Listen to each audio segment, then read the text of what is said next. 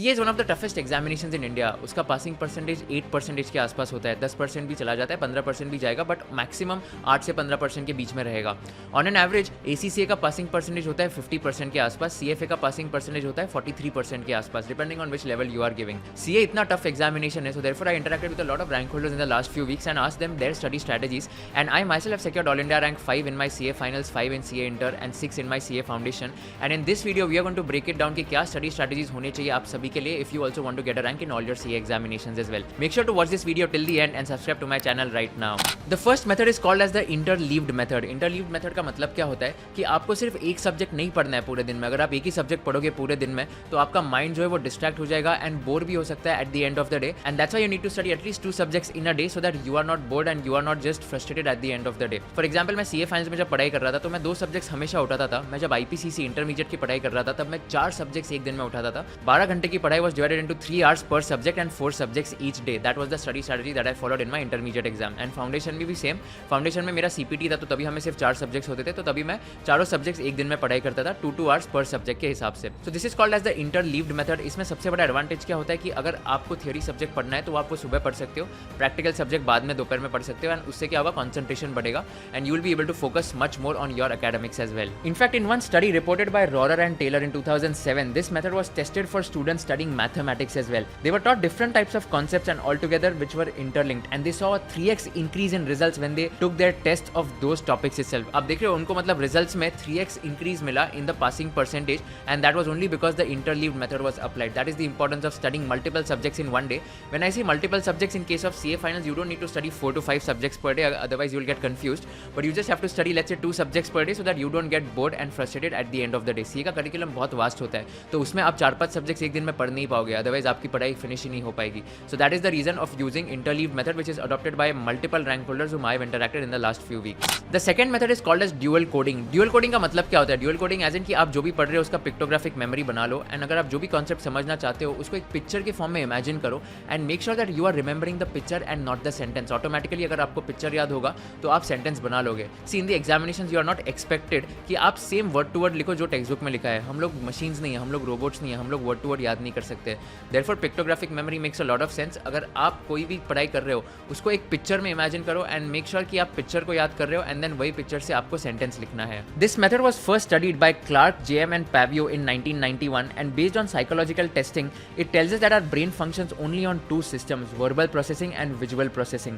The visual system deals with graphical information processing and the verbal system deals with linguistic processing, which is the language processing. And in this study they came to a conclusion that pictures are most likely to be coded both visually and verbally, whereas words are usually coded verbally rather than visually. तो अगर आपको pictures याद करने तो आप वो visually verbally भी याद कर सकते हो. वर्ड्स आपको सिर्फ वर्बली याद करते आएंगे, वो विजुअली याद नहीं कर सकते हो. And that's why it helps to make a visual representation of whatever subject that you are studying, so that you can just memorize that and you can just write it down on a separate piece of paper. The third, which is a very underrated method, is called as the self explanation method. इसका simple example मैं देता हूँ. अगर आप कोई भी concept पढ़ते हो आपको ऐसे समझना है कि आप टीचर हो. Step into the shoes of teacher and make sure कि आप दूसरे स्टूडेंट को समझा पा रहे हो ये same concept. Let me give you again simple example. Let's अगर आप कोई भी CA का सब्जेक्ट उठा लो, SFM उठा लो, अगर आपको DCF या NPV IRR एनालिसिस पढ़ाना है किसी को, आपको ये कॉन्सेप्ट इतना अच्छे से समझ आना चाहिए कि आप कोई भी स्टूडेंट को अगर समझाने जाओगे या आपके फ्रेंड्स को भी समझाने जाओगे उनको एकदम अच्छे से समझना चाहिए. If you are able to explain them in a very simplistic manner, it means you have totally understood the concept. This is called as the self explanation method. मैं आपको बताता हूँ आज के जितने भी बड़े बड़े फैकल्टीज है ना CA इंडस्ट्री में या तो कोई भी इंडस्ट्री में,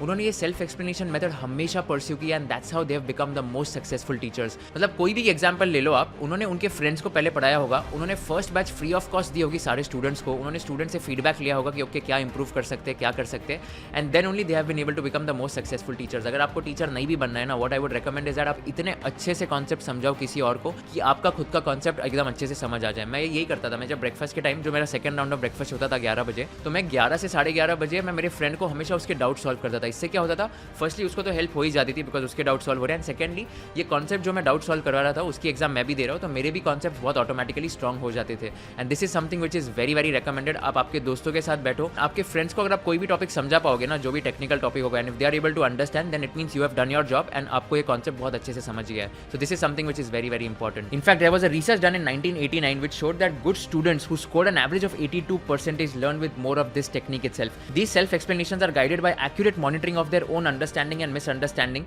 and such learning results in a better understanding of the principles presented in the text. In fact, in fact ये सेम रिसर्च ने ऐसा बोला था कि poor students who did not do this technique scored an average of 46%. तो आप delta देख रहे हो 82% versus 46%.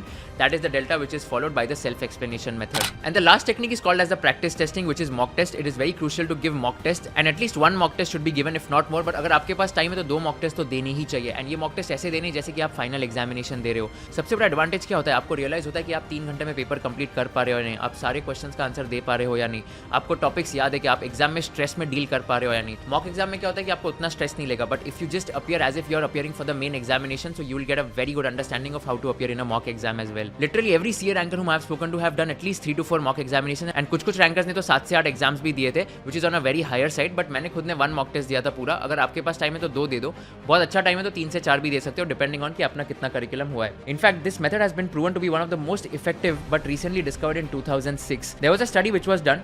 2 groups of students were there. One group studied repeatedly while the other group took practice test of the same subject. Students then took a final retention test 5 minutes, 2 days and 1 week later.